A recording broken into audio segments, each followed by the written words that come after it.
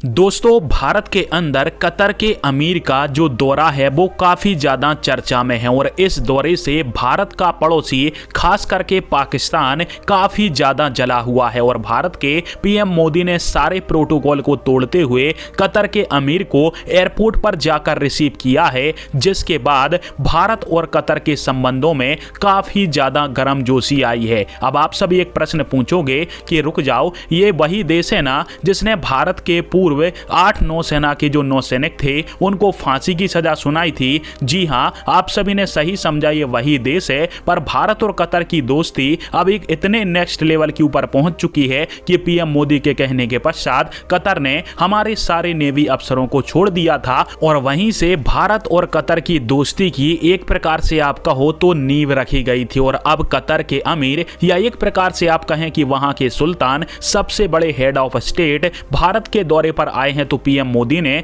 सारे protocol break करते हुए कतर के इन अमीर को जाकर एयरपोर्ट पर रिसीव किया है। अब इसके पीछे सबसे बड़ी वजह यह है कि भारत और कतर दो बड़े अच्छे खासे व्यापार साझेदार हैं और हम सबसे ज्यादा निर्भर हैं कतर की एलएनजी के ऊपर। अब भारत कतर के व्यापार की बात करें तो यह $14 बिलियन का है और इसमें से $13 बिलियन का माल कतर हमें बेचता है, जिसमें से $8.5 बिलियन की तो एलएनजी ही भारत आती है और यह एलएनजी 10.4 मिलियन मेट्रिक टन की है। जबकि चाइना की हम बात करते हैं तो चाइना हमसे ऑलमोस्ट डबल यानी 20 मिलियन मेट्रिक टन एलएनजी को इंपोर्ट करता है हर साल। अब आप सभी हैरान हो जाओगे कि यूरोप के 27-28 देशों को मिला दो तो यूरोप वाले 15 मिलियन मेट्रिक टन एलएनजी को कतर से इंपोर्ट करते हैं, जबकि चाइना अकेला ही 19 मिलियन मेट्रिक टन एलएनजी ले लेता है। अब पीएम मोदी ने कतर के अमीर के साथ मीटिंग में बहुत सारे जो समझौते हैं वो साइन किए हैं,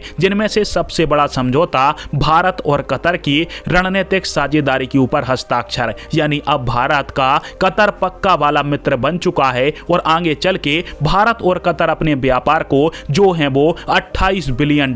यानी ऑलमोस्ट डबल करने वाले हैं 2030 तक। साथ में हमारा यूपीआई भी कतर के अंदर लॉन्च होने वाला है। अब भारत के लिए कतर इसलिए भी महत्वपूर्ण है क्योंकि खाड़ी के देशों में 2, 3, 4 देश ही ऐसे हैं जो कि पावरफुल हैं, जिनमें यूएई, सऊदी अरब और कतर शामिल हैं। सऊदी और यूएई के साथ भारत के काफी अच्छे मित्रतापूर्ण संबंध हैं। अब बचा था अकेला कतर, जो भी अब भारत का पक्का मित्र बन चुका है। और इसके पीछे एक और भारत की स्ट्रेटजी है कि खाड़ी के देश कहीं से भी पाकिस्तान के समर्थन में ना जा पाए, क्योंकि खाड़ी के देशों के सामने जब पाकिस्तान कश्मीर का मुद्दा उठाया करता है तो अधिकतम खाड़ी के देश पहले पाकिस्तान का समर्थन कर देते थे। पर अब जब से भारत ने अपनी खाड़ी के देशों के प्रति की नीतियां बदली हैं तो हुआ क्या है कि सारे के सारे खाड़ी के देश पाकिस्तान का साथ छोड़ चुके हैं। वो कश्मीर के ऊपर पाकिस्तान का साथ नहीं देते, यहां तक कि वहां के विजिट करने से भी वो पीछे हट रहे हैं। और इसी कारण से भारत ने खाड़ी के देशों के साथ